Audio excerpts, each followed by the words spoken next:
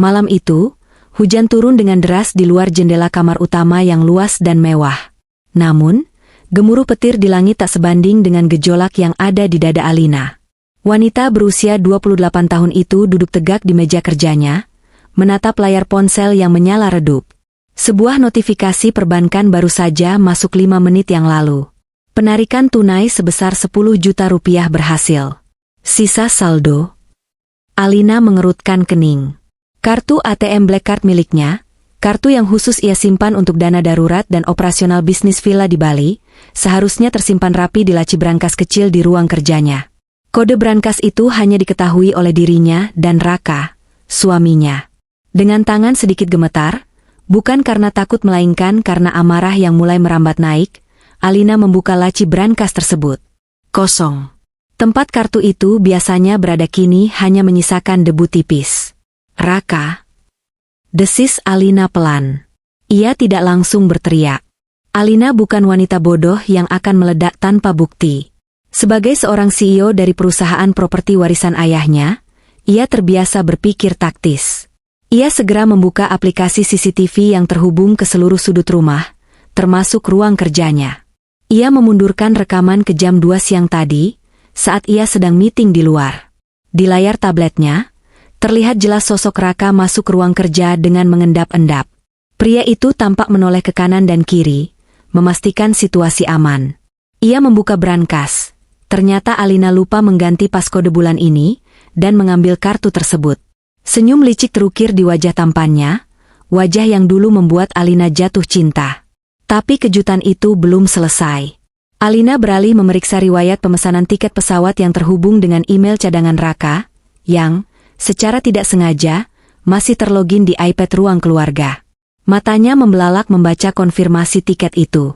3 penumpang. Penerbangan, Jakarta, Denpasar, Bali. Kelas bisnis. Nama penumpang.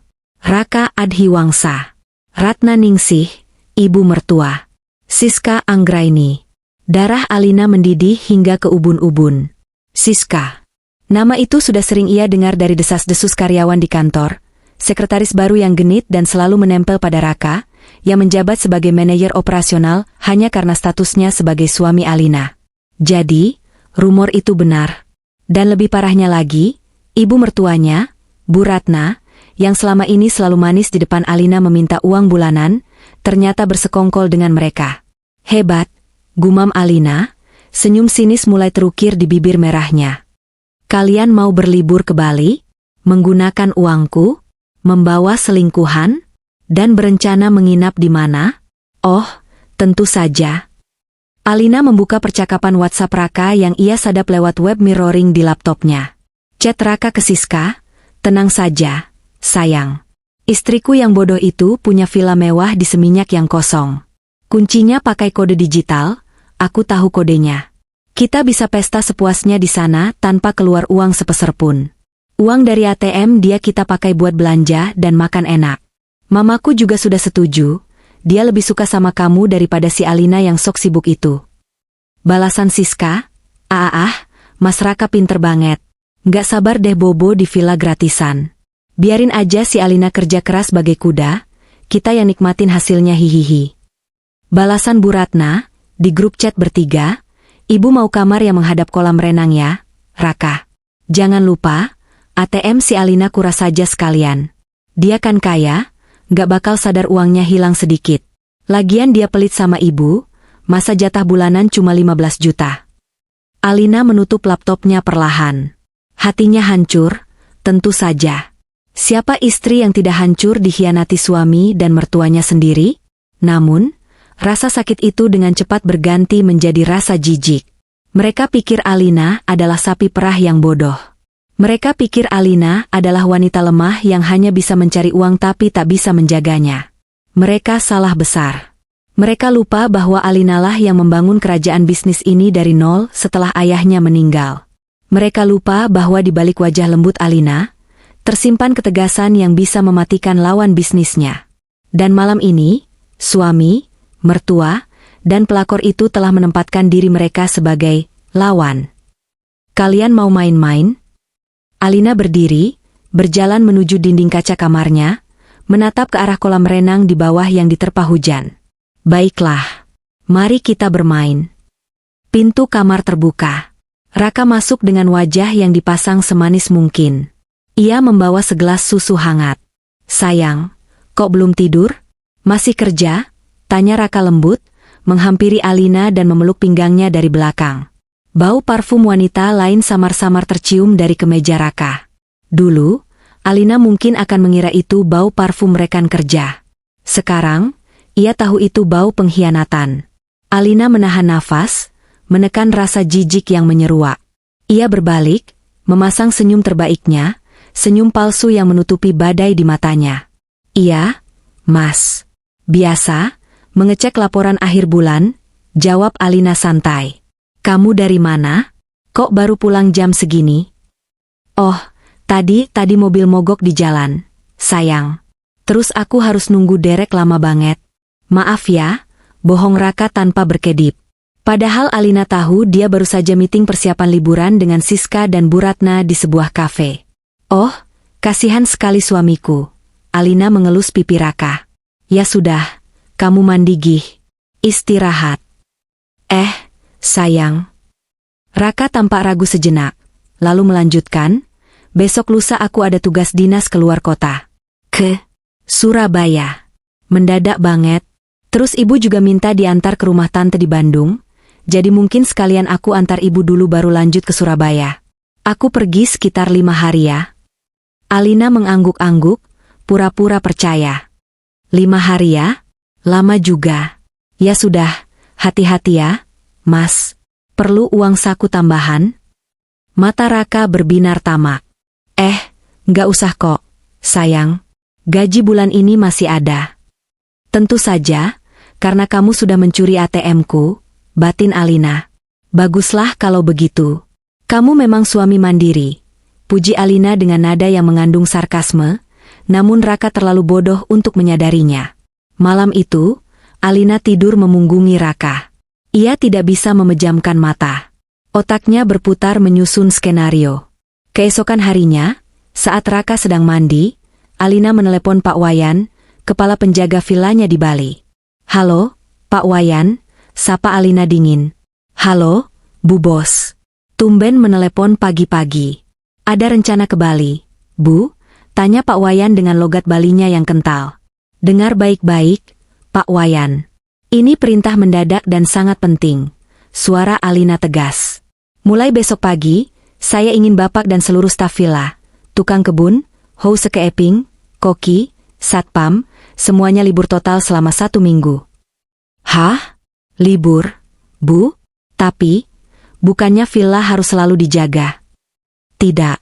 Saya ingin villa itu kosong melompong. Tidak ada satu orang pun di sana.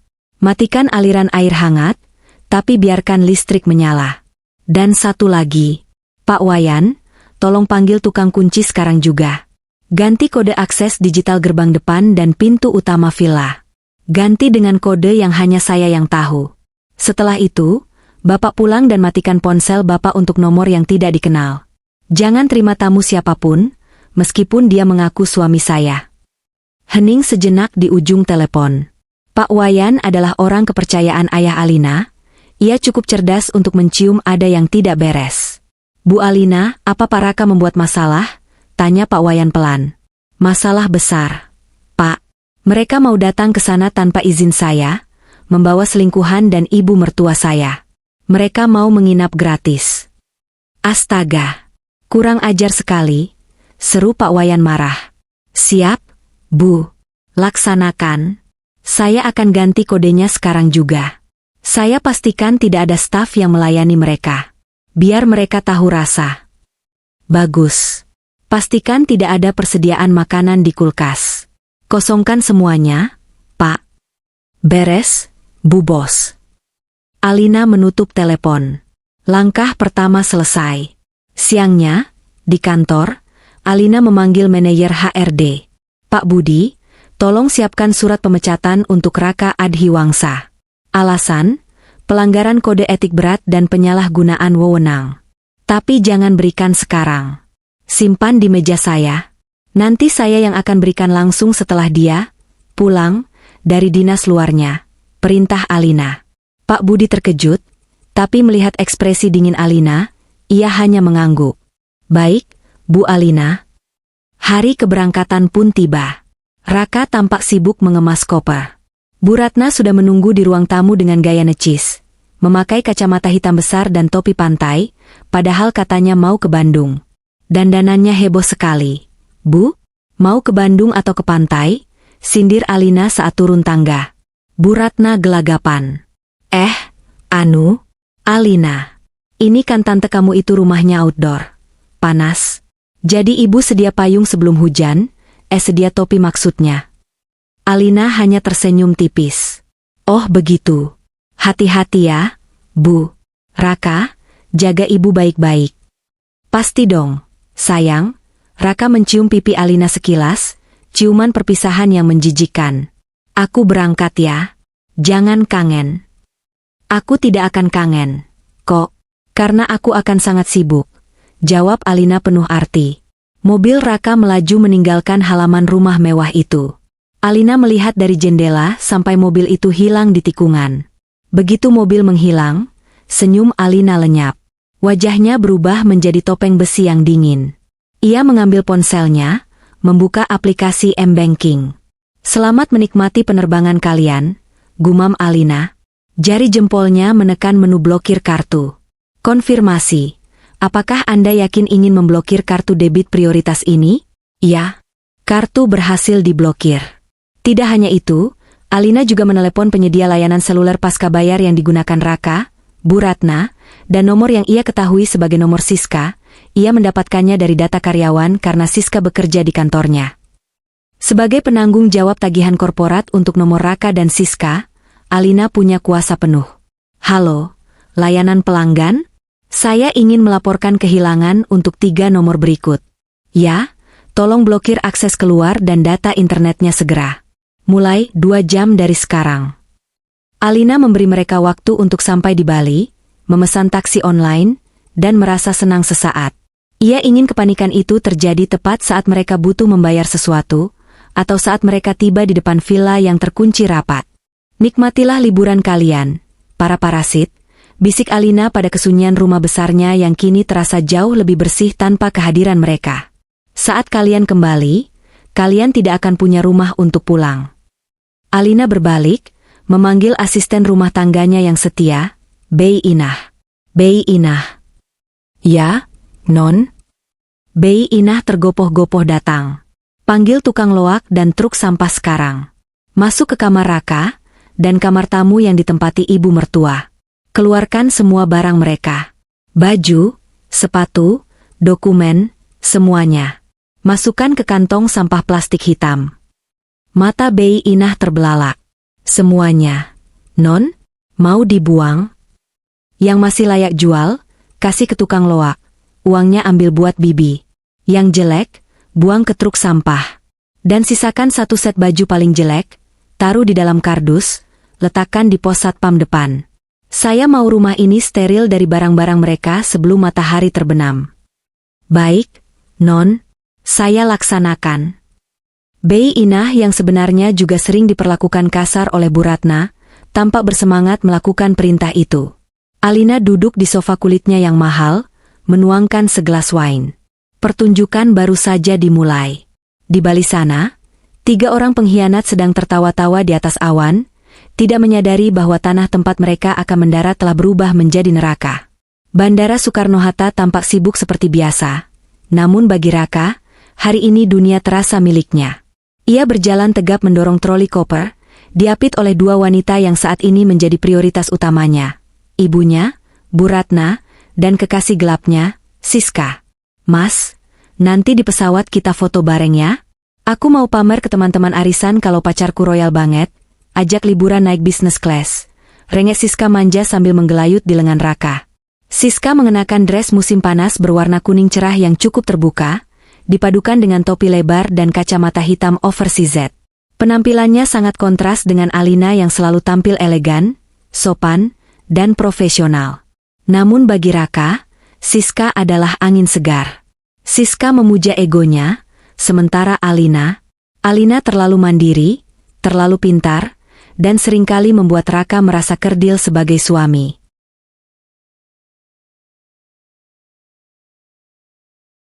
Boleh dong, sayang. Tapi ingat, jangan tag aku dulu ya. Nanti ketahuan si bos besar, jawab Raka sambil terkekeh. Julukan bos besar adalah sandi mereka untuk Alina.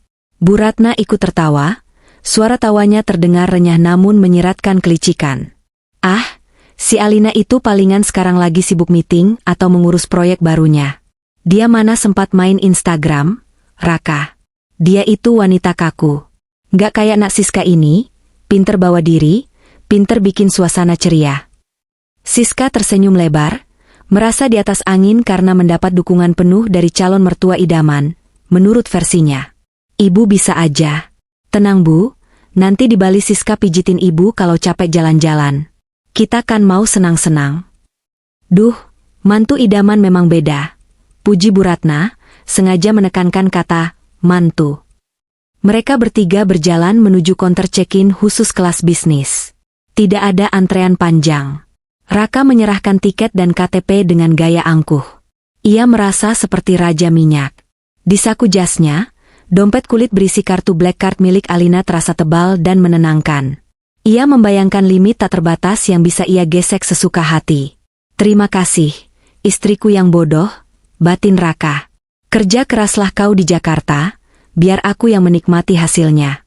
Mas, aku mau beli parfum dulu di duty free ya. Parfumku habis. Pinta Siska saat mereka sudah melewati pemeriksaan imigrasi. Beli saja.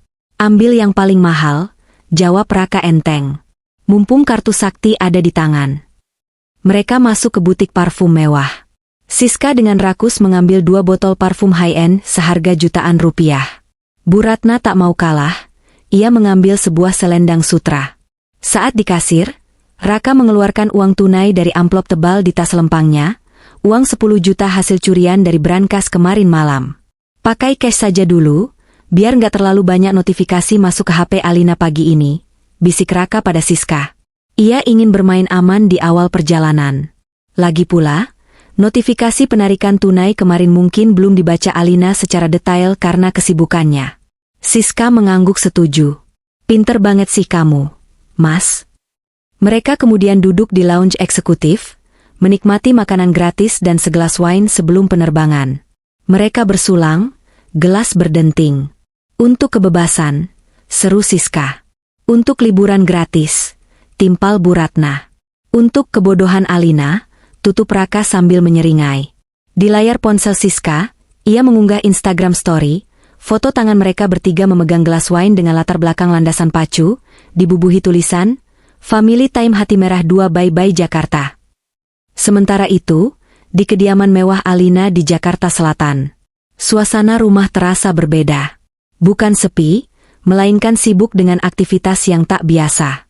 Bei Inah dan 2 asisten rumah tangga lainnya sedang bekerja keras. Namun kali ini bukan untuk membersihkan debu, melainkan membersihkan kenangan. Alina berdiri di ambang pintu kamar tidur utama, mengawasi Bei Inah yang sedang mengeluarkan setelan jas Raka satu persatu dari lemari walk-in closet. Semuanya, Non? Tanya Bei Inah ragu, memegang jas Armani yang ia tahu harganya puluhan juta. Semuanya, Bei. Jangan ada yang tersisa, jawab Alina datar. Matanya menatap tumpukan baju itu tanpa emosi. Jas itu dibeli dengan uang bonus proyek tahun lalu. Alina ingat betapa bangganya Raka saat memakainya, seolah dialah yang memenangkan tender itu. Padahal, Raka hanya duduk manis di kursi manajer operasional yang Alina ciptakan untuknya agar ia tidak menganggur. Sepatu-sepatu Mas Raka juga? Ya, masukkan ke karung goni. Sepatu futsal, sepatu kerja, sepatu lari. Semuanya. Oh ya, koleksi jam tangan dia yang ada di laci kaca itu, bawa ke sini. Bei Inah menyerahkan kotak koleksi jam tangan. Ada sekitar 5 jam tangan bermerek. Alina mengambilnya. Ia tahu persis, 3 di antaranya adalah hadiah ulang tahun darinya. 2 lainnya dibeli Raka menggunakan kartu kredit tambahan yang tagihannya dibayar Alina. Ini jangan dibuang, kata Alina. Panggil Pak Ujang, sopir, Suruh dia bawa ini ke pasar loak, barang mewah di Blok M, jual secepatnya, berapapun harganya. Uang hasil penjualannya bagi rata untuk Pak Ujang, Bibi, dan Satpam. Anggap saja bonus lembur hari ini. Mata Bei Inah terbelalak, berbinar-binar. Alhamdulillah. Makasih banyak, Non Alina, ibu baik banget. Padahal, Bei Inah tak meneruskan kalimatnya, teringat betapa jahatnya Raka. Sudah, kerjakan lagi. Saya mau kamar tamu yang dipakai Ibu Ratna juga steril. Buang semua baju-baju norak dia, tapi sisakan foto-foto keluarga kami. Foto pernikahan saya dan Raka yang besar di ruang tengah, turunkan dan bakar di halaman belakang. Perintah itu terdengar mengerikan, tapi bagi Alina, itu adalah ritual penyembuhan. Ia sedang membuang racun dari hidupnya. Alina berjalan ke ruang kerjanya. Ponselnya bergetar. Notifikasi dari Pak Wayan di Bali. Pak Wayan, lapor Bu Bos. Kode gerbang dan pintu utama villa sudah diganti. Staf sudah diliburkan semua. Kulkas kosong. Air panas mati. Saya sudah pulang kampung ke Gianyar. Villa sudah seperti rumah hantu mewah. Alina tersenyum puas. Ia mengetik balasan, terima kasih, Pak Wayan. Bonus Bapak sudah saya transfer. Matikan HP Bapak sekarang. Alina kemudian beralih ke layar komputernya. Ia memantau status penerbangan Garuda Indonesia, GA408 tujuan Denpasar. Status, Arrived. Selamat datang di Bali, gumam Alina.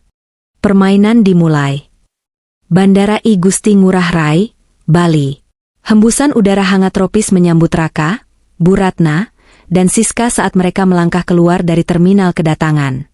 Mereka tertawa lepas, kacamata hitam sudah bertengger di hidung masing-masing. Aduh, udaranya beda ya sama Jakarta. Bau liburan.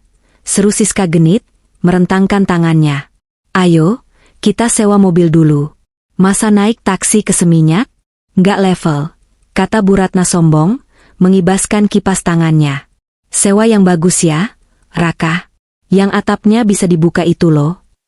Beres, Bu. Raka sudah incar Mini Cooper Cabriolet, atau BMW atap terbuka. Biar Siska bisa bikin konten bagus, jawab Raka percaya diri. Mereka berjalan menuju deretan konter penyewaan mobil mewah. Raka menghampiri salah satu konter yang memajang foto mobil-mobil eksotis. Siang, beli. Saya mau sewa BMW 4 Series convertible yang putih. Ada? Tanya Raka tanpa basa-basi. Petugas sewa mobil tersenyum ramah. Ada, Pak. Kebetulan baru kembali 1 unit. Sewa untuk berapa hari? Seminggu, jawab Raka mantap. Baik, Pak. Total sewanya jadi 14 juta rupiah untuk 1 minggu, belum termasuk asuransi. Bisa minta KTP dan kartu kredit untuk deposit. Raka dengan gaya meyakinkan mengeluarkan KTP-nya dan kartu Black Card milik Alina. Gesek saja deposit dan pembayaran lunasnya sekalian di sini. Petugas itu menerima kartu dengan hormat. Kartu hitam itu memang memancarkan aura kekayaan. Petugas memasukkan kartu ke mesin EDC, menekan nominal, dan menunggu. Raka bersiul-siul kecil, sementara Siska sibuk memotret mobil yang dipajang. Bep, bep. Mesin EDC mengeluarkan struk pendek. Maaf, Pak. Transaksinya declinet, ditolak, kata petugas itu sopan. Alis Raka terangkat sebelah. Hah? Ditolak? Coba lagi. Mungkin sinyalnya jelek atau chipnya kotor. Petugas mengangguk dan mencoba lagi. Menggosok chip kartu ke bajunya sedikit, lalu memasukkannya kembali. Processing. Bep. Bep. Deken. Call a. Wajah Raka mulai memerah. Keringat dingin sebesar biji jagung muncul di pelipisnya. Kok bisa sih? Itu limitnya ratusan juta, Mas. Nggak mungkin habis. Keterangannya disuruh hubungi bank penerbit. Pak, mungkin diblokir? Tanya petugas itu polos. Nggak mungkin diblokir. Istri saya, maksudnya saya baru pakai kemarin. Raka mulai panik. Ia tidak mungkin menelepon Alina sekarang. Kalau Alina tahu kartunya dipakai di Bali, habislah dia. Bu Ratna mendekat, wajahnya masam. Kenapa lama sekali? Raka? Panas nih. Ini Bu, Mesinnya error kayaknya. Kartunya nggak bisa, bisik Raka tegang. Duh, gimana sih kamu? Malu-maluin aja ada orang antre di belakang tuh. Gerutu Bu Ratna. Siska ikut nimbrung, wajahnya mulai cemberut. Mas, jadi sewa mobil nggak sih? Panas tahu. Raka menelan ludah. Ia meraba saku celananya. Uang tunai sisa belanja di bandara tadi tinggal sekitar 7 juta rupiah. Harga sewa mobil 14 juta. Kurang banyak. Beli, sepertinya kartu saya bermasalah dengan sistem bank pusat. Saya bayar tunai saja, tapi saya cuma bawa cash sedikit untuk deposit. Sisanya saya transfer nanti setelah sampai villa. Bisa? Tawar Raka, mencoba menyelamatkan harga dirinya. Petugas itu menggeleng tegas. Maaf Pak, kalau mobil mewah prosedurnya harus kartu kredit atau lunas di depan. Kalau cash dan kurang, kami tidak bisa lepas kunci. Raka menggertakkan gigi. Malu sekali rasanya. Orang-orang di antrean belakang mulai berbisik-bisik. Ya sudah. Kalau gitu saya cari tempat lain. Bentak Raka, menutupi rasa malunya dengan kemarahan. Ia menarik tangan Siska dan mengajak ibunya pergi dari konter itu. Loh, Mas? Kok pergi? Mobil BMW-nya gimana? Protes Siska. Mesin mereka jelek. Nanti kita cari yang lain. Sekarang kita naik taksi online saja dulu ke villa. Nanti urusan mobil gampang, aku bisa transfer pakai mobile banking. Dalih Raka. Mereka akhirnya menyeret koper-koper besar itu keluar area bandara, menuju titik penjemputan taksi online. Panas matahari Bali siang itu terasa menyengat kulit. Bu Ratna terus mengeluh soal keringat yang merusak bedaknya. Di dalam taksi online yang sempit, karena koper Siska yang banyak memakan tempat, Raka diam-diam membuka aplikasi M-Banking di ponselnya. Ia berniat mengecek saldo rekening pribadinya untuk berjaga-jaga. Login Violet. Akun Anda telah ditangguhkan. Silakan hubungi Halo Bank. Jantung Raka berhenti berdetak sesaat. Sialan. Desisnya pelan. Kenapa, Mas? Tanya Siska yang sedang sibuk mengedit foto. Enggak apa-apa. Sinyal jelek. Bohong Raka lagi. Tangannya gemetar. Ia mencoba menenangkan diri. Tenang Raka, tenang. Mungkin sistem bank lagi error massal. Yang penting sekarang kita ke Villa Alina. Di sana gratis. Di sana mewah. Ada kolam renang, ada stok makanan biasanya. Kita bisa istirahat dulu, besok baru urus bank. Raka menatap jalanan Bali yang macet dengan perasaan was-was yang mulai tumbuh. Bayangan tentang villa mewah dengan kolam renang pribadi menjadi satu-satunya harapan yang membuatnya tetap waras. Ia tidak tahu bahwa surga yang ia tuju itu sudah berubah menjadi benteng tertutup yang akan mengubur kesombongannya. Taksi terus melaju membelah kemacetan Sunset Road. Argo taksi terus berjalan, memakan sisa uang tunai di dompet Raka. Di kursi belakang, Bu Ratna sudah membayangkan akan tidur di kasur empuk ber-AC dingin. Siska membayangkan akan berenang dengan bikini barunya. Dan Raka membayangkan bagaimana caranya menjelaskan pada Alina kalau kartunya hilang, tanpa ketahuan kalau dia di Bali. Mereka tidak sadar, mereka sedang menuju jalan buntu. Matahari Bali bersinar terik, seolah mengejek nasib 3 manusia yang kini berdesakan di dalam sebuah mobil multi-purpose vehicle, MPV, kelas ekonomi yang mereka pesan lewat aplikasi taksi online.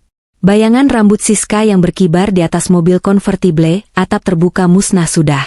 Yang ada kini hanyalah bau pengharum mobil rasa jeruk yang menyengat dan AC yang berhembus lemah, kalah melawan panasnya udara siang hari di jalan bypass Ngurah Rai. Mas, ini AC-nya nggak bisa digedein lagi apa? Panas banget loh ini, makeupku bisa luntur. Keluh Siska sambil mengipas-ngipas wajahnya dengan brosur pariwisata yang ia temukan di kantong jok. Sabar, sayang.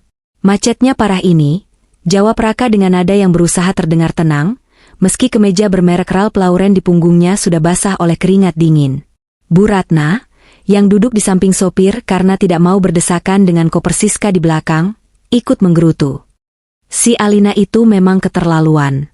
Coba kalau dia nggak pelit, kita pasti sudah dijemput sopir villa pakai Alphard. Ini malah naik taksi umum. Sopir taksinya bau rokok lagi.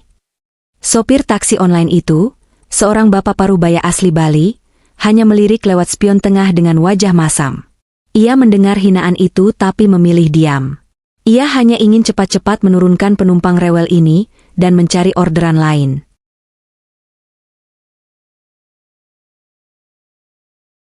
Pikiran Raka kalut. Di saku celananya, ia menggenggam ponselnya erat-erat. Sepanjang perjalanan, ia diam-diam mencoba menghubungi call center bank penerbit kartu Black Card Alina dan bank pribadinya.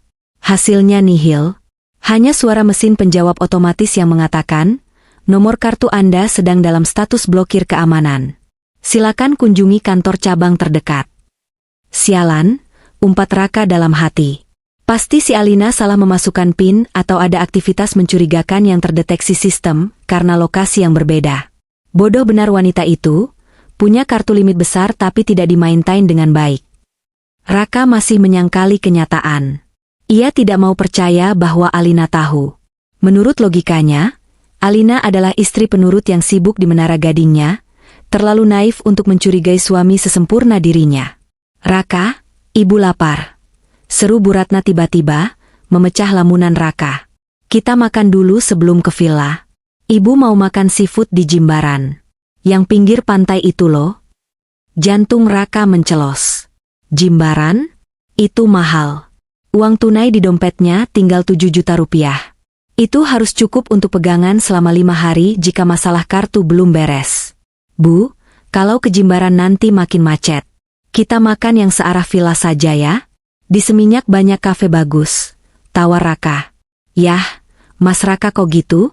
Ibu kan maunya kepiting saus Padang. Rengek Siska membela calon mertuanya. Lagian kan ada kartu sakti si, bos besar. Sekali-kali kita makan mewah dong. Raka menelan ludah. Ia tidak bisa menolak tanpa terlihat miskin di depan Siska. Harga dirinya terlalu tinggi. Oke. Kita cari restoran seafood premium di daerah Seminyak saja. Lebih dekat. Mereka akhirnya berhenti di sebuah restoran seafood mewah bergaya fine dining di kawasan Peti Tenget. Interiornya megah, pelayanannya kelas 1. Begitu duduk, Bu Ratna dan Siska langsung kalap. Mereka memesan menu tanpa melihat harga. Saya mau lobster bakar madu ukuran large 1, kata Bu Ratna lantang. Saya mau kepiting Alaska sama cumi goreng tepung, minumnya fresh coconut utuh, tambah Siska. Mas Raka mau apa? Raka menatap buku menu dengan tatapan ngeri. Angka-angka di sana membuat kepalanya pening. Lobster itu harganya 1,5 juta per porsi. Kepiting Alaska? 2 juta. Belum pajak dan layanan 21%. Aku iceti saja sama nasi goreng seafood. Jawab Raka lirih. Loh? Kok irit amat? Mas? Diet? Ledek Siska. Iya, lagi nggak enak perut. Dalih Raka. Padahal perutnya melilit karena cemas, bukan karena sakit. Makanan datang. Bu Ratna dan Siska makan dengan lahap sambil sibuk berselfie ria. Mereka mengunggah foto makanan mewah itu ke media sosial dengan caption, Lunch with my favorite people. Thanks Mas Raka sayang. Raka hanya mengaduk-aduk nasi gorengnya. Pikirannya melayang ke dompetnya. Total tagihan ini pasti di atas 4 juta. Itu berarti lebih dari setengah uang tunainya akan lenyap dalam 1 kali makan. Mas, bayar gih, perintah Siska setelah mereka selesai makan dan bersendawa kekenyangan. Raka memanggil pelayan. Bill, Mas. Pelayan datang membawa map kulit kecil. Raka membukanya perlahan. Total, 4.850.000 rupiah. Tangan Raka gemetar. Ia menarik napas panjang. Coba lagi kartunya.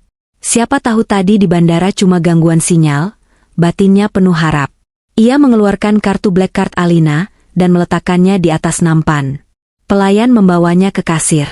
1 menit berlalu. 2 menit. 3 menit. Raka melihat dari kejauhan.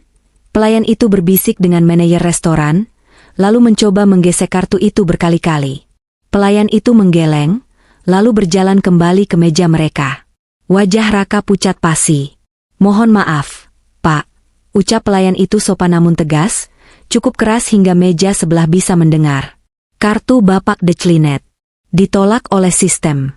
Ada keterangan pick up card, tahan kartu, tapi kami kembalikan saja. Ada kartu lain? Wajah Bu Ratna memerah karena malu. Maksudnya apa ditolak? Itu saldonya miliaran.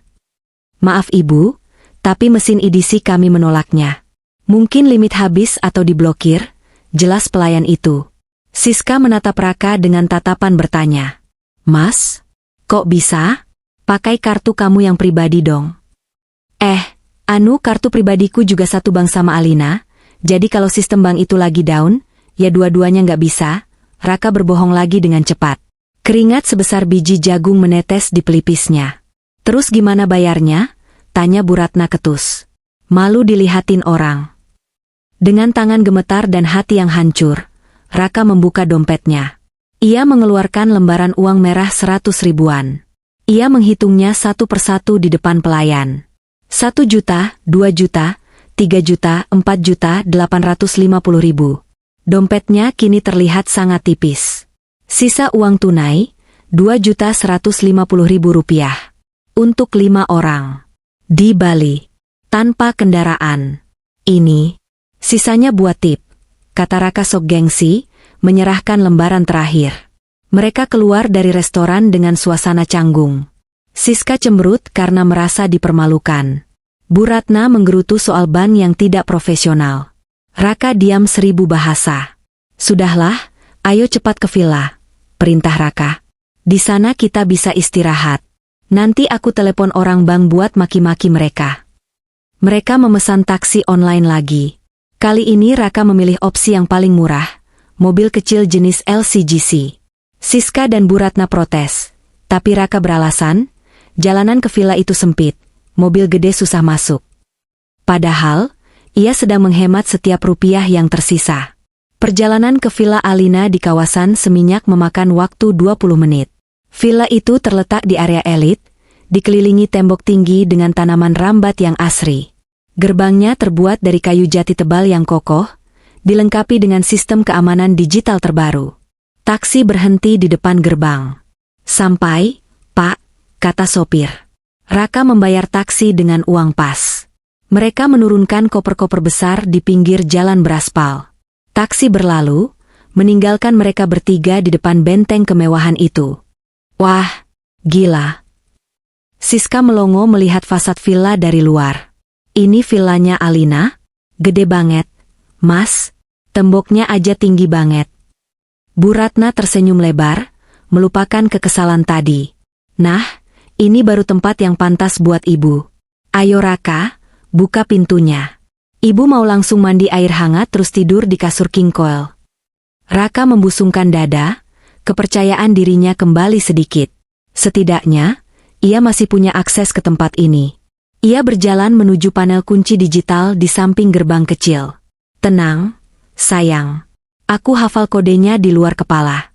Ulang tahun pernikahan kami, kata Raka dengan nada meremehkan, seolah pernikahan itu hanyalah deretan angka sandi. Raka menekan tombol di panel sentuh itu. 1, 0, 5, 2, 0, 1, 9, 10 Mei 2019. Lalu menekan tombol, Enter. Semua mata tertuju pada lampu indikator di atas gagang pintu.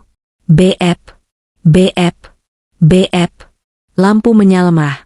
Suara error digital terdengar nyaring di keheningan sore itu. Raka tertegun. Loh? Salah pencet kali, Mas, celetuk Siska. Nggak mungkin. Tanggalnya bener kok. Gumam Raka. Ia mencoba lagi. Lebih pelan. Lebih hati-hati. 10, 5, 2, 0, 1, 9, BF, BF, BF, merah. Tulisan di layar kecil LCD panel itu berbunyi, akses denied. Jantung Raka mulai berpacu cepat. Ia mencoba kombinasi lain. Tanggal lahir Alina. Error. Tanggal lahirnya sendiri. Error. Raka. Apa-apaan ini? Kok nggak bisa dibuka?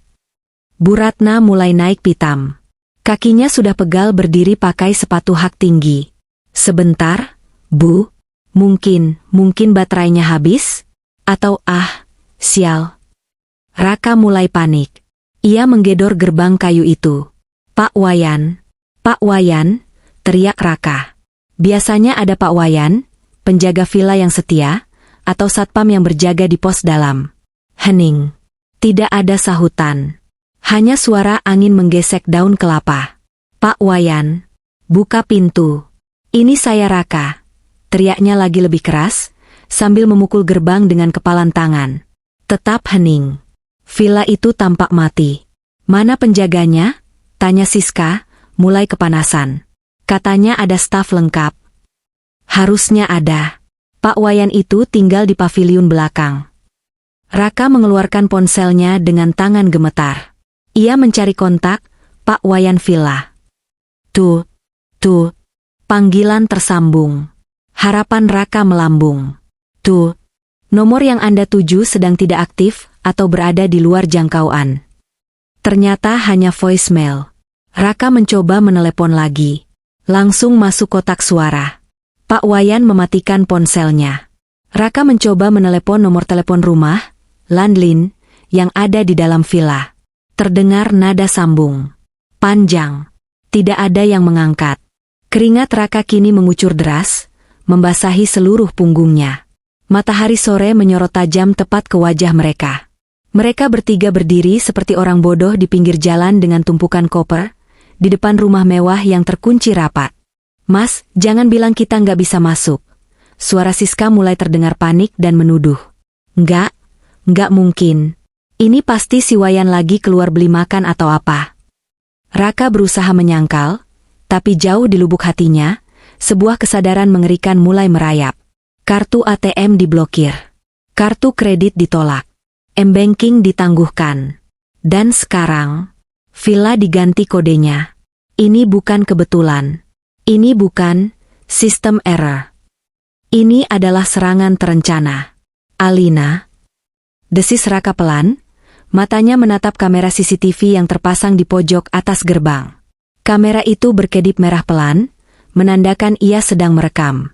Raka sadar, di suatu tempat di Jakarta, Alina mungkin sedang menonton mereka sekarang. "Raka, lakukan sesuatu," bentak Bu Ratna. Ibu mau pingsan rasanya berdiri terus. Aku harus telepon Alina," kata Raka akhirnya, menyerah pada egonya. Ia tidak punya pilihan lain. Ia harus berakting seolah-olah ini salah paham. Raka mencari nomor Alina. Ia menekan tombol panggil. Di layar ponselnya muncul tulisan, "Calling my wife." 1 detik. 2 detik. Layar berubah warna. Line busy. Nada sibuk. Ia mencoba lagi. Langsung terputus. "Direject?" tanya Siska. "Nggak, ini kayaknya diblokir," jawab Raka dengan suara tercekat. Lututnya lemas. Ia bersandar pada gerbang kayu yang dingin dan tak bersahabat itu. "Apa?" pekik Bu Ratna dan Siska bersamaan. "Nomorku diblokir Alina." Raka menatap kedua wanita itu dengan wajah putus asa. Kita nggak bisa masuk." Siska melotot. "Terus kita mau tidur di mana, Mas? Uang kamu tinggal 2 juta kan? Hotel di sini mahal-mahal. Salah kamu sendiri kenapa uangnya dipakai makan mahal tadi." Bu Ratna malah menyalahkan Raka, lupa bahwa dialah yang memesan lobster. "Kok aku? Ibu yang minta lobster." Raka membalas bentakan ibunya untuk pertama kalinya. Stres membuatnya kehilangan kendali. Pertengkaran pecah di pinggir jalan yang sepi itu. Di balik gerbang yang kokoh, villa berdiri angkuh, menyimpan kenyamanan yang tak terjangkau. Langit mulai berubah jingga, pertanda malam akan segera datang. Nyamuk-nyamuk kebun mulai keluar dari persembunyiannya, siap menyambut tamu tak diundang yang kini terlantar tanpa perlindungan. Raka menatap tembok tinggi itu. Ia merasa kerdil. Ia baru sadar, selama ini ia hanyalah parasit yang menempel pada inang yang kuat. Dan hari ini, inang itu telah memutus alirannya. Kita harus cari penginapan murah, gumam Raka serak. Sangat murah. Langit Bali perlahan berubah warna dari biru cerah menjadi ungu kemerahan. Pemandangan sunset yang biasanya diburu jutaan turis di pantai, kini menjadi latar belakang tragis bagi 3 manusia yang duduk lemas di atas koper-koper mahal mereka, tepat di pinggir jalan aspal di depan gerbang Villa Alina. Lampu-lampu taman di dalam villa mulai menyala secara otomatis, didukung oleh sensor cahaya. Dari celah kecil di bawah gerbang kayu jati, bias cahaya kuning hangat itu merembes keluar, seolah mengejek mereka. Mereka bisa mendengar. Suara gemericik air dari fitur kolam ikan di halaman depan villa. Suara itu begitu menenangkan. Namun bagi mereka yang kehausan dan kepanasan, itu adalah siksaan. Raka, ibu haus, rintih Bu Ratna. Wajahnya yang tadi full makeup kini luntur oleh minyak dan keringat. Lipstiknya belepotan. Topi pantainya sudah ia lepas dan ia gunakan untuk mengipas lehernya yang berlipat. Tahan sebentar, Bu. Air mineral yang kita beli di bandara sudah habis. Jawab Raka serak. Tenggorokannya sendiri terasa seperti padang pasir. Beli lagi dong. Ada minimarket kan di depan sana? Seru Siska ketus, menunjuk ujung jalan yang berjarak sekitar 500 meter. Kaki Siska lecet parah karena memakai high heels 12 cm seharian. Uang kita menipis. Siska, kita harus hemat. Bentak Raka. Rasa sabarnya sudah habis. Pria yang biasanya tampil klimis dan wangi itu kini kemejanya kusut, ketiaknya basah, dan rambutnya acak-acakan karena frustrasi menjambak kepalanya sendiri. Raka berdiri, menatap tembok villa setinggi 3 meter itu. Di bagian atas tembok, terpasang kawat berduri halus yang estetik namun tajam, serta pecahan kaca yang ditanam semen, standar keamanan villa mewah di area privat. Aku akan coba panjat, kata Raka nekat. Gila kamu, Mas? Itu tinggi banget. Cegah Siska. Diam. Kalau aku bisa masuk, aku bisa buka kunci manual dari dalam. Kalian mau tidur di jalanan? Raka menyeret salah satu koper keras milik Siska, menumpuknya dengan koper miliknya untuk dijadikan pijakan. Ia naik dengan susah payah. Sepatu pantofel mahalnya tergelincir di permukaan koper yang licin. Awas tas gue lecet. Pekik Siska, lebih peduli pada tasnya daripada keselamatan Raka. Raka mengabaikannya. Tangannya berhasil menggapai ujung tembok. Namun, begitu jari-jarinya mencengkeram, ia memekik kesakitan. Arg. Raka melepaskan pegangannya dan jatuh terduduk ke aspal. Telapak tangannya berdarah. Pecahan kaca yang tertanam di atas tembok itu bukan hiasan semata. Darah. Mas Raka berdarah. Jerit Siska histeris. Bu Ratna panik. Ya ampun, anakku. Raka, kamu kenapa senekat itu sih? Raka meringis, menahan perih di tangannya.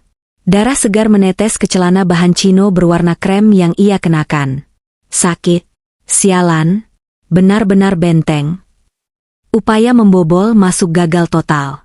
Malam mulai turun sepenuhnya. Suasana jalan di depan villa itu cukup sepi karena ini adalah area privat cul-de-sac, jalan buntu. Hanya sesekali ada motor penduduk lokal yang lewat. Raka mencoba menghentikan salah satu motor. Beli, tolong, panggil Raka sambil melambai.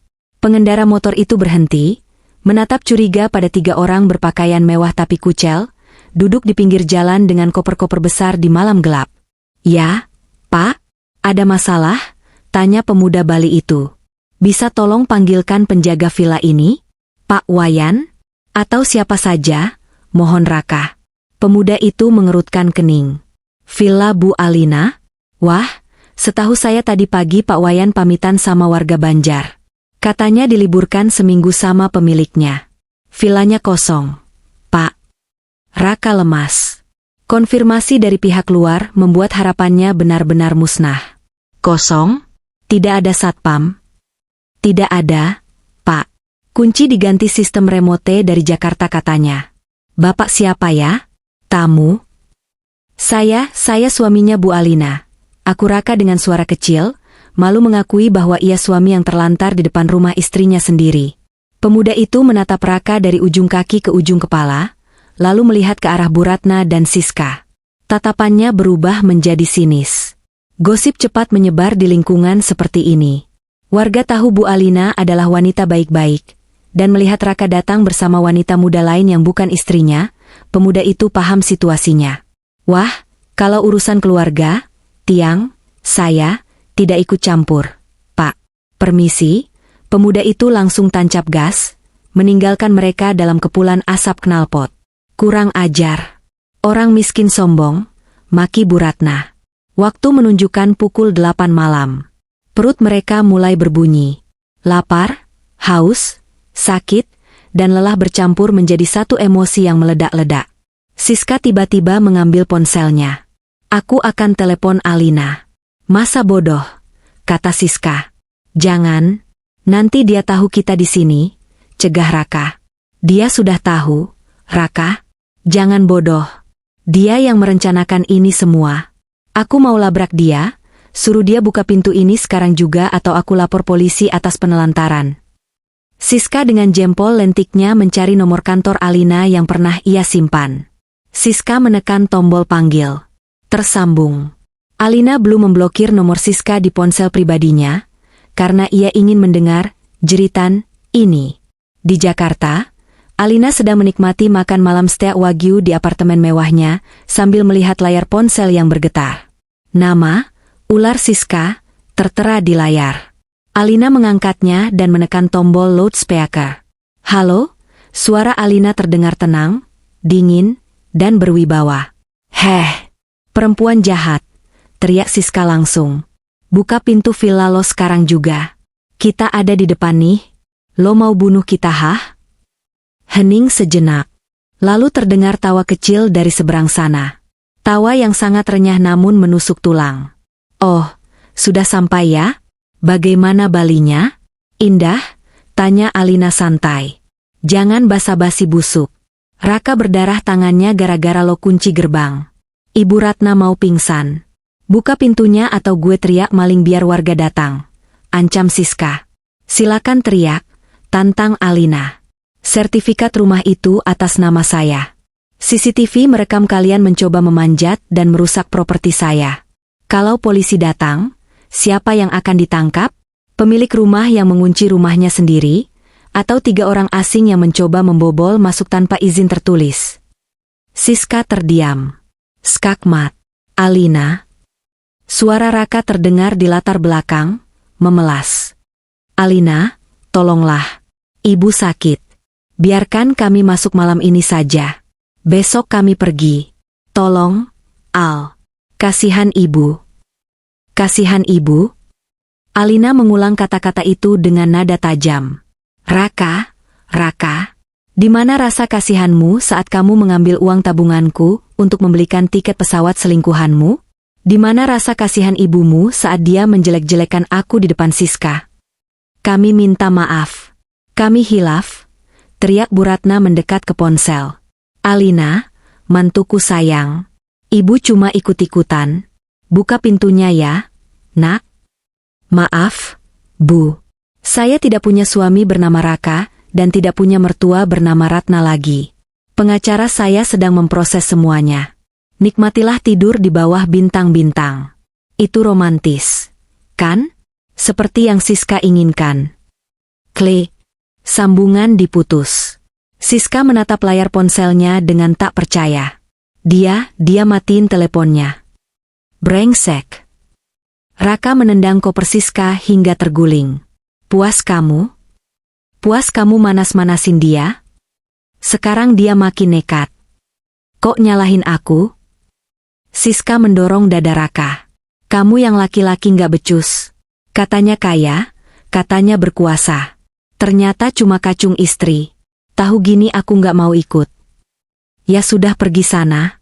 Pergi, usir Raka. Diam kalian. Bentak Bu Ratna, kepalanya pening mendengar pertengkaran itu. Sekarang kita tidur di mana? Ibu nggak mau tidur di aspal. Raka menarik napas panjang, mencoba memutar otak. Ia mengecek saldo terakhir di dompetnya. 2.150.000 rupiah. Tiket pesawat pulang ke Jakarta paling murah, sekitar 1,2 juta per orang. Itu butuh 3,6 juta. Uangnya kurang jauh. Kalau dipakai hotel malam ini, besok mereka tidak bisa makan dan tetap tidak bisa pulang. Kita tidak bisa ke hotel, kata Raka pelan, bagai vonis mati. Apa? Jerit kedua wanita itu. Dengar, tiket pulang mahal. Kita harus hemat uang ini buat beli tiket pulang besok atau lusa. Kita harus cari cara lain. Terus tidur di mana, Raka? Di selokan? Bu Ratna mulai menangis histeris. Raka melihat ke sekeliling. Tidak jauh dari situ, ada sebuah pos ronda, pos kamling, kosong yang terbuat dari bambu. Kecil, berdebu, dan terbuka. Tapi setidaknya ada atapnya. Di sana, tunjuk Raka ke pos ronda itu. Siska menatap pos ronda itu dengan jijik.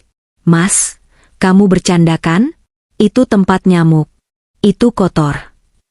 Pilihanmu cuma dua, Siska. Tidur di sana gratis.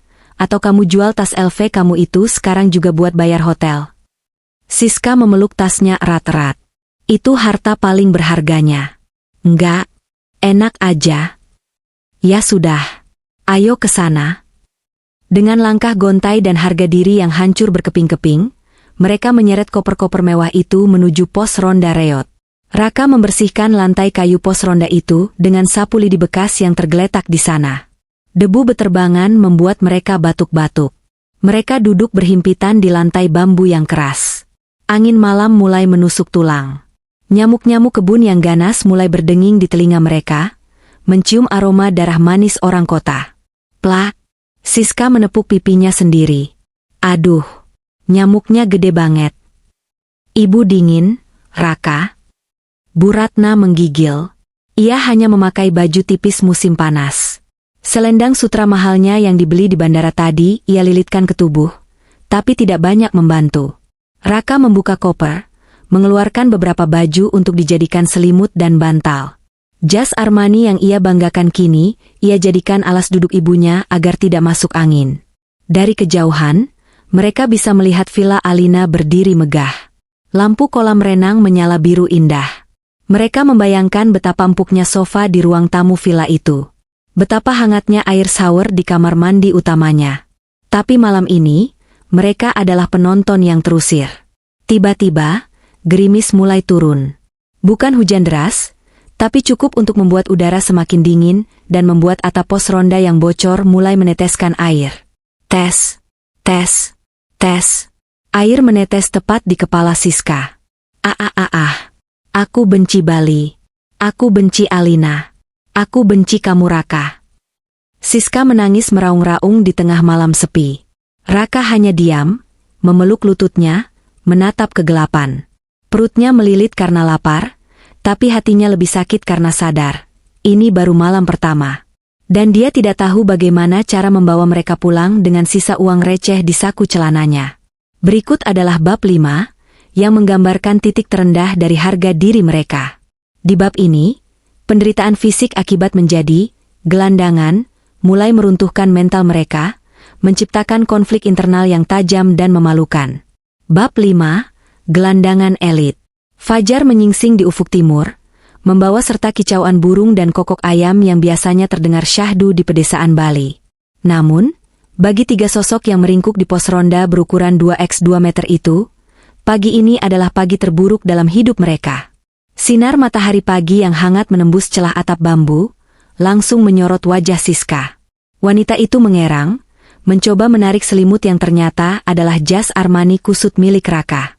Matanya bengkak, rambutnya yang biasanya diblow rapi kini lepek dan mencuat ke segala arah, mirip sarang burung. Wajahnya penuh bentol merah gigitan nyamuk. Aduh! Siska merintih saat mencoba bangun. Badannya terasa remuk redam, karena tidur di lantai bambu yang keras tanpa kasur. Di sebelahnya, Bu Ratna masih mendengkur halus dengan mulut terbuka.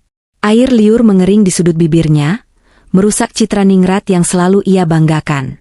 Sementara Raka duduk bersandar di tiang pos, matanya merah karena tidak tidur semalaman. Ia bertugas menjaga koper-koper mereka dari potensi pencuri, meski rasanya tidak ada pencuri yang tertarik pada 3 orang gembel ini. Jam berapa, Mas? Tanya Siska serak. Jam 6, jawab Raka datar. Suaranya parau karena dehidrasi. Aku mau mandi. Aku lengket. Aku mau pipis. Rengek Siska, kakinya menendang pelan kaki Bu Ratna. Bangun, Bu. Udah pagi. Bu Ratna tersentak kaget. Hah? Apa? Sarapan sudah siap? Kesadaran perlahan kembali pada wanita tua itu.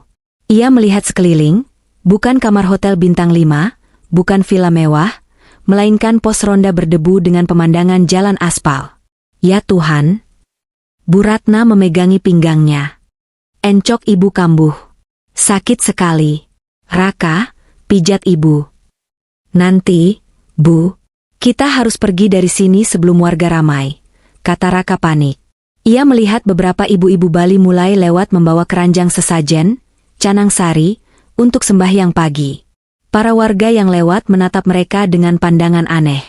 Bayangkan pemandangannya, 3 orang berpakaian branded, meski kusut, dikelilingi koper Louis Vuitton dan Rimowa, tapi tidur menggelandang di pos kamling.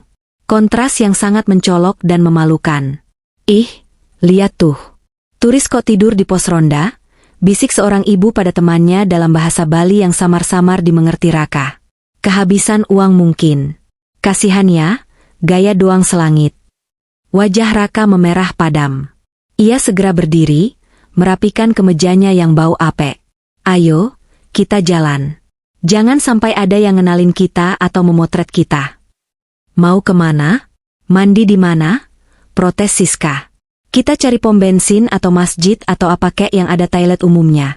Jawab Raka frustrasi. Mereka mulai menyeret koper-koper berat itu lagi.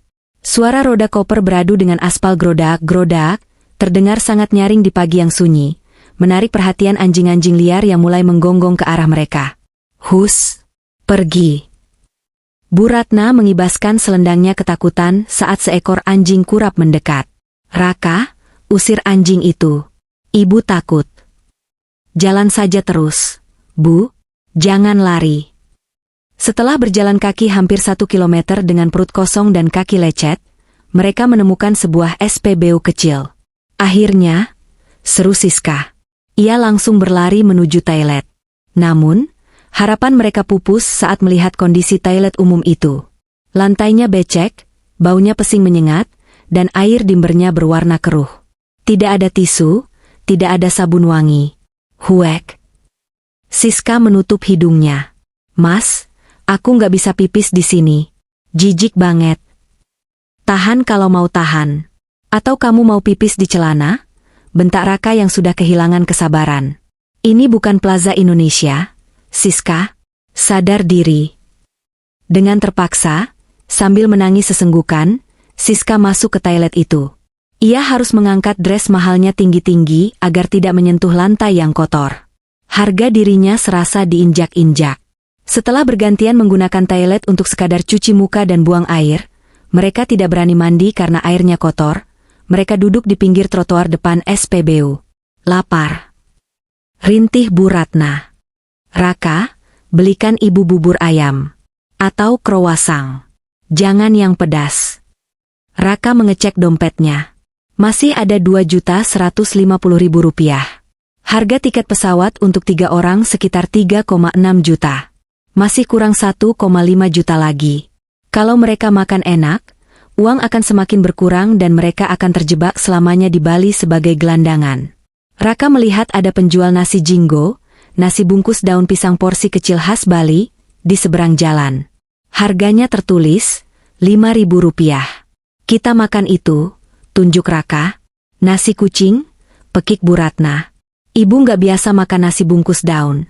Raka, nanti ibu diare. Higienis nggak itu? Bu, uang kita pas-pasan. Pilihannya makan itu atau puasa. Raka menyeberang jalan, membeli 3 bungkus nasi jinggo dan 3 botol air mineral ukuran sedang. Total Rp25.000. Raka kembali dan melempar bungkusan itu ke pangkuan ibunya dan Siska. Makan, perintahnya. Siska membuka bungkusan itu dengan 2 jari, jijik. Isinya nasi secuil, mie goreng sedikit, suiran ayam pedas, dan tempe orek. Dikit banget. Mas, ini MAH buat makan semut. Syukuri aja, Raka mulai makan dengan lahap karena kelaparan. Pedasnya sambal nasi jinggo itu menampar lidahnya. Tapi setidaknya perutnya terisi. Bu Ratna makan sambil menangis. Air matanya jatuh ke nasi bungkus itu. Alina jahat sekali. Tega dia membiarkan ibu makan makanan kuli begini. Padahal biasanya ibu sarapan American breakfast. Ini gara-gara ibu juga. Celetuk Siska tiba-tiba, mulutnya penuh nasi. Bu Ratna berhenti mengunyah. Matanya melotot. Apa kau bilang? Gara-gara ibu? Iya. Ibu kan yang ngomporin Mas Raka buat ambil ATM Alina? Ibu kan yang minta ikut liburan padahal harusnya kita berdua aja? Coba kalau ibu nggak ikut, Pengeluarannya nggak sebanyak ini, serang Siska. Kurang ajar. Bu Ratna melempar bungkus nasinya ke wajah Siska. Nasi berhamburan mengotori baju Siska. Dasar pelakor tidak tahu diri. Kamu yang goda anak saya. Kamu yang bikin rumah tangga Raka hancur. Kalau bukan karena kamu, Raka masih hidup enak sama Alina. Heh, tua bangka. Siska berdiri, mendorong bahu Bu Ratna. Ngaca dong. Ibu yang selalu minta duit ke Raka kan? Ibu yang selalu jelek-jelekin Alina karena dia sibuk kerja. Giliran susah, nyalahin aku. Siska, jaga mulutmu. Raka berdiri, menengahi mereka.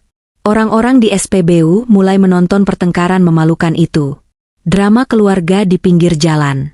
Diam kalian berdua, bikin malu, desis Raka. Kita ini lagi susah, malah berantem. Aku mau pulang. Mas, aku nggak mau sama ibumu yang gila hormat ini, teriak Siska. Ya sudah pulang. Berenang sana sampai Jakarta, balas Bu Ratna sengit. Raka memijat pelipisnya yang berdenyut kencang. Ia merasa kepalanya mau pecah. Di tengah kekacauan itu, ponsel Raka berbunyi ting. Bukan telepon, tapi notifikasi dari aplikasi berita yang menyala karena ia tersambung ke Wi-Fi gratis SPBU. Sebuah headline berita bisnis muncul. CEO muda Alina Group luncurkan proyek villa terpadu di Bali senilai 50 miliar, dedikasikan kesuksesan untuk mendiang ayahnya. Raka membuka artikel itu dengan tangan gemetar. Ada foto Alina di sana. Cantik, anggun, memakai blazer putih bersih, tersenyum lebar sambil memegang gunting pita. Ia terlihat bersinar. Sangat kontras dengan kondisi Raka saat ini.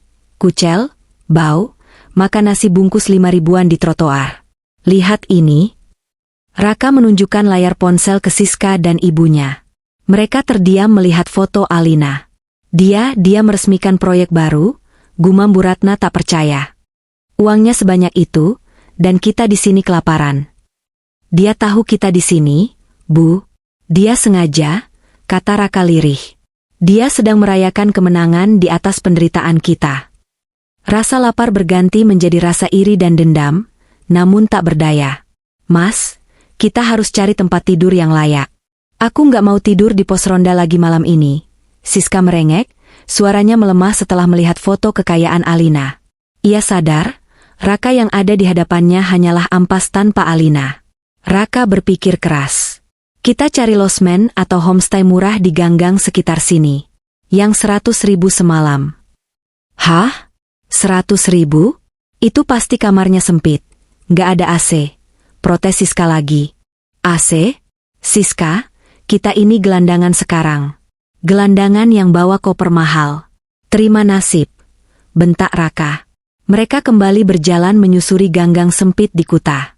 Matahari semakin terik, membakar kulit mereka yang tidak terlindungi sunblock. Keringat mengucur deras, membuat makeup Siska luntur total, menampakkan wajah aslinya yang lelah dan kusam. Akhirnya, mereka menemukan sebuah plang kecil, terima kos harian bulanan. Murah. Bangunannya tua, catnya mengelupas. Di depannya ada jemuran pakaian dalam penghuni lain yang berjejer semrawut. Raka masuk ke dalam. Pemilik kos, seorang bapak tua bertato, sedang merokok. Pak, ada kamar kosong buat 3 orang? Tanya Raka. Bapak itu menatap mereka curiga. Ada. 1 kamar, kasur di lantai. Kipas angin. Kamar mandi luar. 150.000 semalam. Bisa kurang, Pak, tawar Raka. Pria yang dulu gengsi menawar barang diskonan, kini menawar harga sewa kamar kumuh. Nggak bisa. Take it or leave it. Raka menoleh ke Bu Ratna dan Siska yang sudah mau pingsan kepanasan di luar. Oke, Pak. Saya ambil semalam. Mereka masuk ke kamar itu. Ukurannya hanya 3x3 meter. Bau lembab langsung menyergap hidung. Kasurnya tipis di lantai, spraynya terlihat kusam entah kapan terakhir dicuci. Kipas angin di dinding berputar pelan sambil mengeluarkan bunyi krek, krek, krek. Siska melempar tasnya ke lantai dan menangis sejadi-jadinya. Ini neraka. Ini neraka. Bu Ratna duduk bersandar di tembok yang catnya mengapur, menatap kosong. Raka, AC-nya mana? Ibu sesak napas. Nggak ada AC, Bu. Adanya kipas, kata Raka sambil membuka kancing kemejanya yang basah kuyup. Mereka bertiga duduk berhimpitan di kamar sempit itu, dikelilingi koper-koper mewah yang kini tampak seperti lelucon. Barang-barang branded itu tidak bisa dimakan, tidak bisa mendinginkan ruangan, dan tidak bisa membawa mereka pulang. Raka menatap jam tangan Rolex KW Super yang ia pakai, yang asli sudah ia jual dulu untuk judi online diam-diam, sebuah rahasia yang belum terbongkar. Kita butuh uang 1,5 juta lagi buat tiket pulang, gumam Raka. Matanya tertuju pada tas Louis Vuitton asli milik Siska yang tergeletak di lantai. Itu adalah hadiah ulang tahun dari Raka tahun lalu, tentu saja dibeli pakai uang bonus tahunan dari perusahaan Alina. Siska, panggil Raka dengan nada dingin. Siska menoleh, waspada. Apa? Tas kamu. Siska memeluk tasnya. Enggak, jangan mimpi. Kita butuh makan, Siska. Kita butuh tiket pulang. Jam tanganku cuma KW, nggak laku dijual mahal. Cincin kawin sudah kujual bulan lalu buat bayar hutang judi. Cuma tas kamu dan kalung ibu yang asli. Pengakuan Raka membuat Bu Ratna terbelalak. Apa? Kamu jual cincin kawinmu buat judi? Kamu. Diam Bu. Jangan sok suci sekarang. Siska, berikan tas itu. Atau kita mati busuk di kamar kos ini. Raka maju hendak merebut tas itu. Siska menjerit dan mencakar tangan Raka. Tolong. Perampok. Tolong. Keributan pecah di kamar kos sempit itu. Suara teriakan, makian, dan barang jatuh terdengar hingga keluar. Di seberang sana, di vilanya yang nyaman, Alina melihat notifikasi dari detektif swasta yang ia sewa untuk memantau mereka dari jauh. Detektif itu mengirimkan foto Raka, Siska, dan Bu Ratna yang sedang menyeret koper masuk ke gang kumuh. Alina tersenyum, menyesap teh melatinya. Gelandangan elit, gumamnya. Selamat menikmati hidup yang sebenarnya. Setelah pertengkaran hebat yang diwarnai cakar-cakaran di kamar kos pengap itu, Siska akhirnya menyerah. Bukan karena ia ikhlas, melainkan karena ancaman Raka untuk meninggalkannya sendirian di Bali tanpa uang sepeser pun terdengar sangat nyata dan mengerikan. Dengan mata sembab dan hati yang dongkol setengah mati, Siska menyerahkan tas Louis Vuitton kesayangannya, satu-satunya benda mewah yang tersisa. Siang itu, di bawah terik matahari Denpasar yang menyengat, mereka berjalan kaki menuju kawasan Pasar Loak di Jalan Hasanuddin. Penampilan mereka sungguh mengenaskan. Baju branded yang mereka pakai sudah kusut masai, bercampur bau keringat dan debu jalanan. Mereka lebih mirip pencopet yang hendak menjual barang curian daripada turis kaya yang sedang kehabisan uang tunai. Raka memimpin langkah masuk ke sebuah toko kecil bertuliskan, jual beli emas barang bekas. Di dalam, seorang pria parubaya dengan kacamata tebal sedang membersihkan etalase. Saya mau jual ini, kata Raka, meletakkan tas Siska dan kalung emas milik Bu Ratna di atas meja kaca. Barang asli, autentik. Kami butuh uang tunai cepat. Pemilik toko menatap mereka sekilas dengan tatapan curiga, lalu mengambil tas itu. Ia membolak-baliknya kasar, memeriksa jahitan dan nomor seri dengan kaca pembesar. Siska meringis melihat tas kesayangannya diperlakukan seperti barang rongsokan. Lecet di bagian bawah. Handle-nya kotor kena minyak. Sertifikat dan kotaknya mana? Tanya pemilik toko ketus. Tertinggal di villa. Bohong Raka. Suaranya terdengar tidak meyakinkan. Tanpa sertifikat, saya anggap barang buta. Risikonya tinggi kalau ternyata palsu. Pria itu melempar tas itu kembali ke meja. 2 juta rupiah. Apa? Pekik Siska histeris. Bapak gila ya? Itu belinya 30 juta. Masih mulus begitu dihargai 2 juta? Itu harga toko, Neng. Ini Pasar Loak. Situ butuh duit kan? Kalau nggak mau, ya bawa pergi saja. Jawab pemilik toko acuh tak acuh, kembali sibuk mengelap etalase. Ia tahu benar gelagat orang terdesak. Raka menelan ludah. Perutnya berbunyi nyaring karena lapar. Ia menahan tangan Siska yang hendak menyambar tas itu. Pak, tolonglah. 3 juta. Sama kalung emas ibu saya ini, Raka menyodorkan kalung Bu Ratna. Emas itu ditimbang. Emas tua, model kuno. Total sama tas, 3,5 juta. Take it or leave it. Hening sejenak. Harga diri mereka sedang diinjak-injak di lantai toko kumuh itu.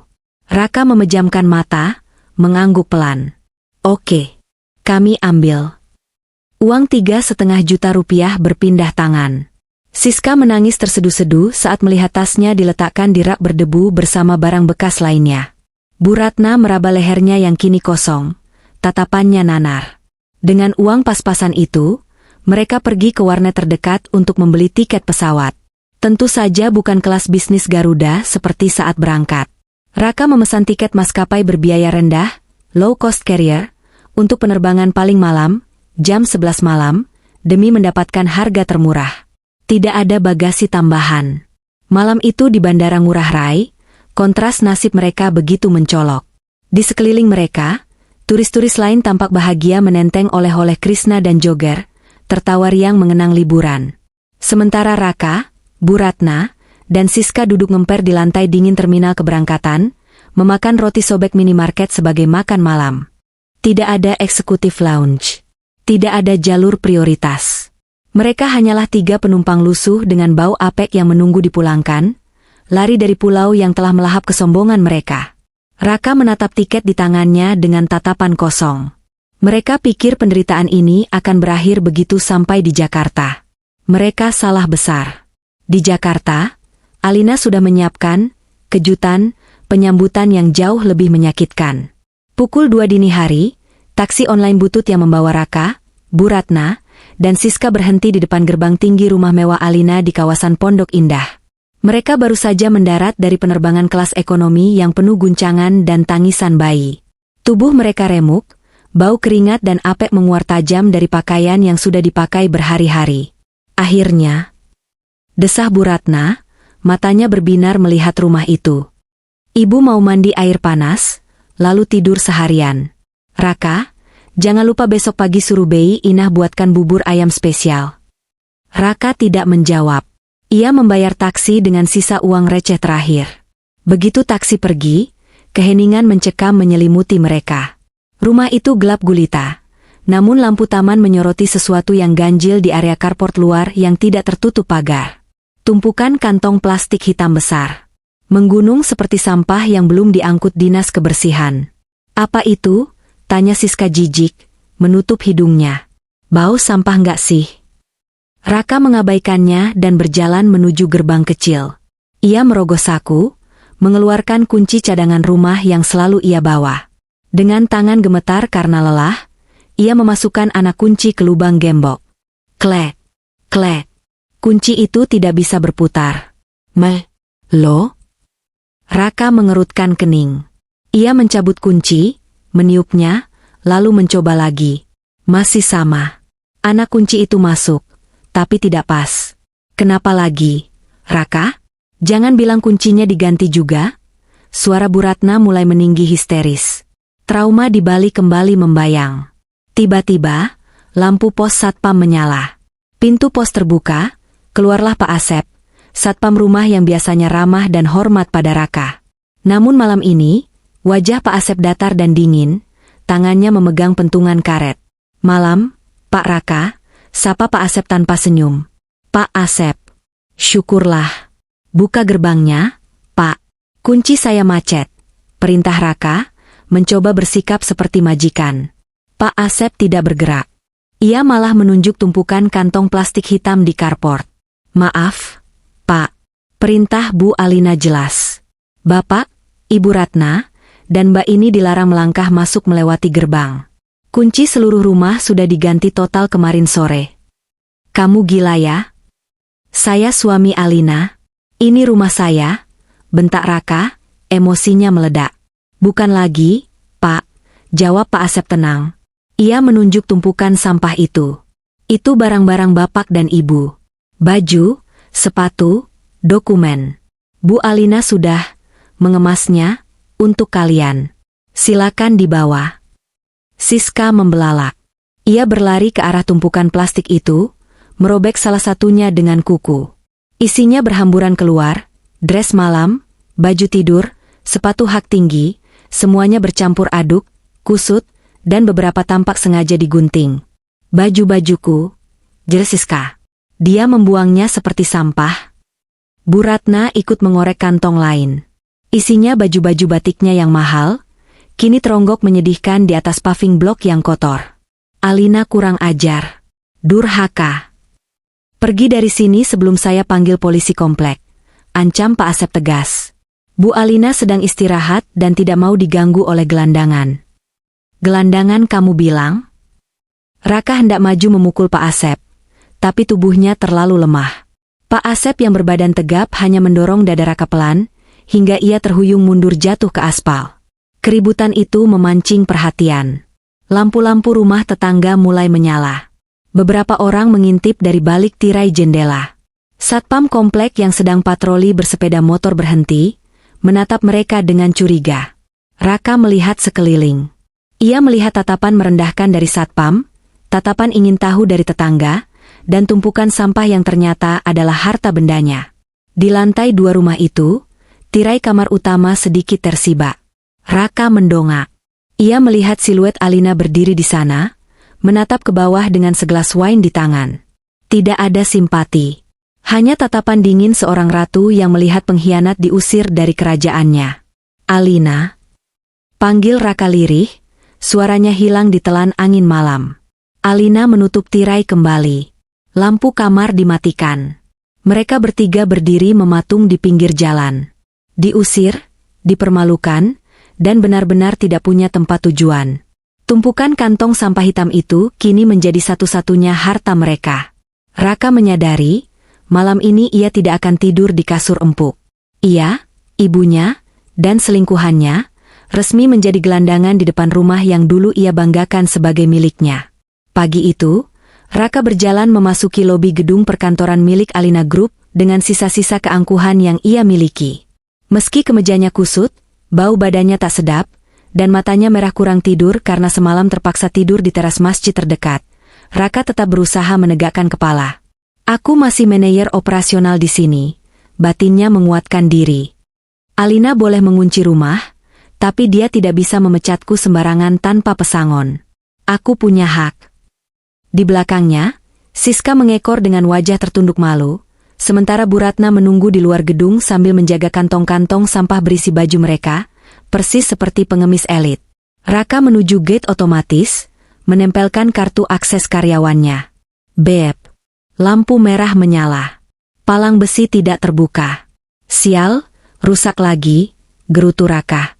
Tidak rusak, Pak Raka, suara bariton terdengar. Kepala keamanan gedung, Pak Danu, mendekat dengan 2 anak buahnya yang bertubuh kekar. Akses Bapak sudah dicabut total sejak 3 hari lalu. Jangan konyol, Danu. Saya suami pemilik perusahaan ini. Minggir, saya mau ketemu Alina. Raka mencoba menerobos. Pak Danu menahan dada Raka dengan satu tangan kokoh. Maaf, perintah Ibu CEO jelas. Anda bukan lagi karyawan, dan dilarang masuk. Tapi, Bu Alina sudah menunggu Anda di lobi untuk penyerahan dokumen terakhir. Silakan duduk di sana. Pak Danu menunjuk sofa tamu di pojok, tempat orang biasa menunggu. Raka mendengus kasar, lalu duduk. Tak lama kemudian, lift VIP terbuka. Keluarlah Alina. Ia tampak memukau. Mengenakan setelan blazer merah marun yang pas badan, rambut disanggul rapi, dan wajah yang segar bugar. Aura kekuasaan memancar darinya. Kontras sekali dengan Raka yang seperti kain pel basah di hadapannya. Alina tidak sendirian. Ia didampingi oleh Pak Budi, HRD, dan seorang pengacara. Alina, apa-apaan semua ini? Raka langsung berdiri, hendak memeluk istrinya, atau lebih tepatnya, memanipulasinya lagi. Kamu keterlaluan. Mengunci aku, Ibu, dan Siska di luar rumah. Kami menderita, Al. Alina mundur selangkah, menatap Raka dengan tatapan jijik seolah melihat kotoran. Pak Budi, silakan, perintah Alina singkat. Pak Budi menyerahkan sebuah amplop coklat tebal kepada Raka. Pak Raka, ini adalah surat pemutusan hubungan kerja, PHK, Anda. Alasannya, pelanggaran berat, penyalahgunaan fasilitas perusahaan untuk kepentingan pribadi, tiket pesawat dan hotel untuk pihak ketiga, serta indikasi penggelapan dana operasional yang sudah diaudit. Apa? Kau memecat suamimu sendiri? Teriak Raka.